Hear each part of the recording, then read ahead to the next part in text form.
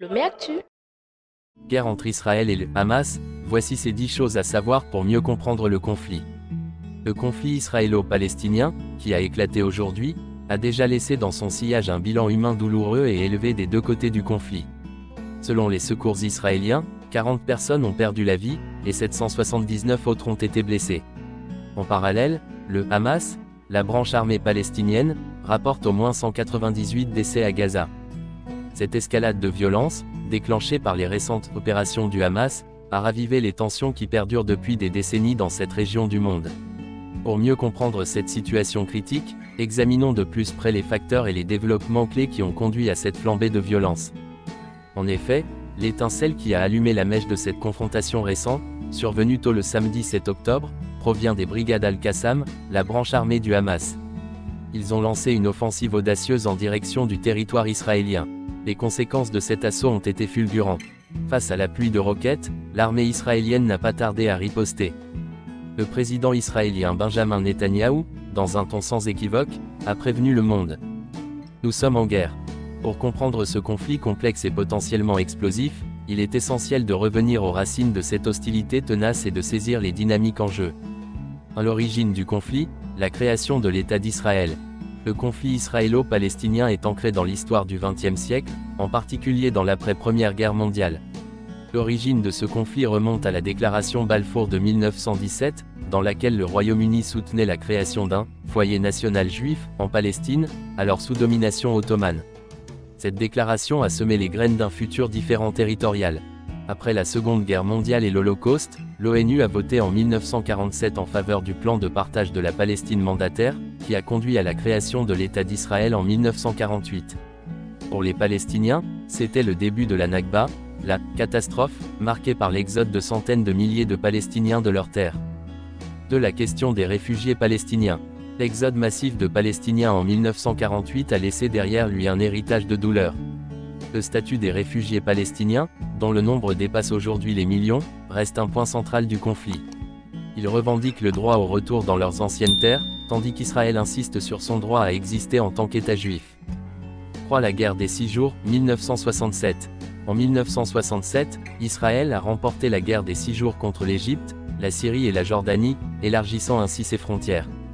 Cette victoire a abouti à l'occupation israélienne de la Cisjordanie, de la bande de Gaza, du plateau du Golan et de Jérusalem-Est, des territoires revendiqués par les Palestiniens. 4. Les accords d'Oslo, 1993. Les accords d'Oslo ont marqué une tentative de paix historique entre Israël et l'Organisation de libération de la Palestine, OLP. Ils ont établi une autorité palestinienne autonome et prévoyaient un processus de paix en vue de la création d'un État palestinien. Cependant, ce processus a été interrompu par des cycles de violence. 5. La montée du Hamas.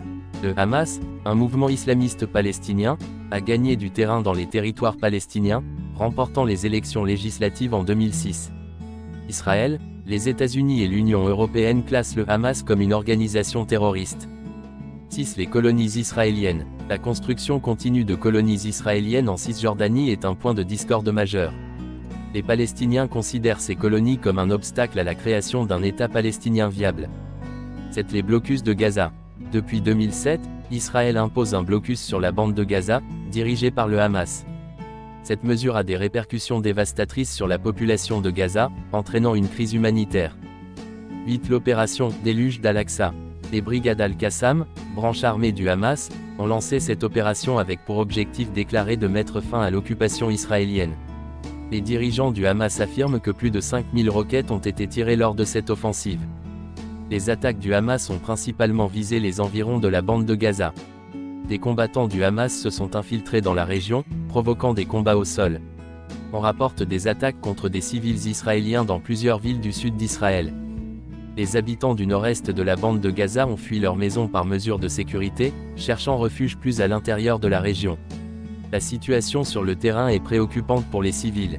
9. Réponse d'Israël. En réaction aux tirs de roquettes, Israël a activé son système de défense antimissile, le « Dôme de fer », et a lancé une opération nommée « Sabre d'acier ». Le « Dôme de fer » vise à intercepter les roquettes lancées depuis Gaza. Cette technologie vise à protéger les civils israéliens des attaques aériennes. L'armée israélienne a également mené des frappes aériennes contre la bande de Gaza.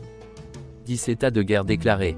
Les sirènes d'alerte anti-aérienne ont retenti dans de nombreuses villes israéliennes, y compris Tel Aviv et Jérusalem. Le Premier ministre israélien, Benjamin Netanyahou, a averti « Nous sommes en guerre ». Cette attaque survient après une période de trêve relativement respectée depuis la fin d'une guerre de 5 jours en mai. Elle coïncide également avec la commémoration par Israël du 50e anniversaire de la guerre du Kippour de 1973. La situation évolue rapidement, et ces 10 éléments fournissent un aperçu des événements en cours. Il est essentiel de suivre de près les développements de cette situation complexe et volatile au Moyen-Orient. Le Actu.